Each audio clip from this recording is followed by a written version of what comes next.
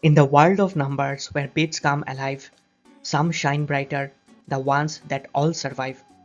When zeros fade and ones stand tall, we seek the number that conquers them all.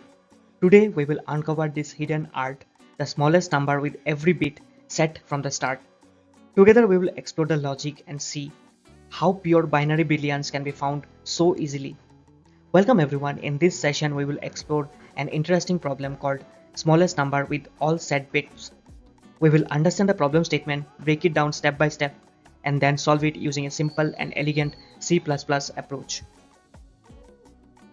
We are given a positive integer n, and our goal is to find the smallest number x that is greater than or equal to n, such that all bits in the binary representation of x are ones. For example, if n is 5, the number would be 7 because the binary representation of 7 is 111. If n is 10, the answer is 15 since the binary representation of 15 is 1111. And if n is 3, it already consists of all ones in binary, so we simply return 3. Let's look at a few examples to understand the pattern. When n is 5, its binary is 101 and the smallest number with all ones after that is 111, which is 7. When n is 10, the binary is 1010 and the next all one number is 1111, which equals 15. When n is 3, the binary is already 11, so the answer remains 3. In short, we are searching for the next or equal number whose binary forms contains only ones. Let's note an important observation. Numbers that have all bits set to 1 follow a clear pattern. 1 is 1 in binary, 3 is 11, 7 is 111, 15 is 1111, and 31 is 11111.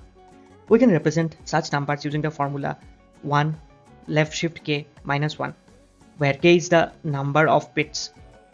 This insight gives us a mathematical way to generate numbers that contain only ones in their binary representation. Based on our observation, here's how we can approach the problem step by step. First, we start with k equals to 1. Then we compute num assigned 1 left shift k minus 1. If this number is greater than or equal to n, we have our answer. Otherwise, we increase k and repeat the process. In other words, we keep generating numbers of the form 1 left shift k minus 1 until we find one that's large enough to cover n. Now let's look at the C++ code that implements this logic. We initialize k as 1 and in each iteration we calculate 1 left shift k minus 1. If this value is greater than or equal to n, we return it as the answer. Otherwise, we increment k and check again. This loop continues until we find the smallest number that satisfies the condition.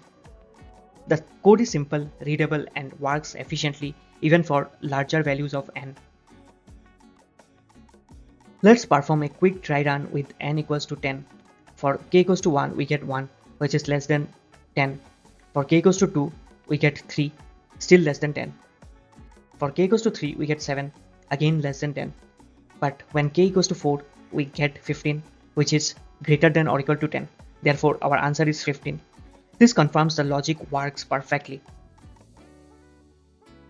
Now let's talk about complexity. The time complexity of our approach is big of log n, since we only need to check for a few values of k proportional to the number of bits in n. The space complexity is constant because we only use a few variables and no extra data structures. This makes our solution both efficient and elegant.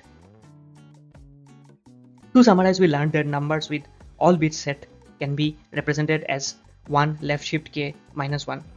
We increment k until this expression becomes greater than or equal to n. This approach gives us the smallest number with all set bits, that's at least n. The method is efficient, easy to understand, and works well for all inputs from 1 to 1000.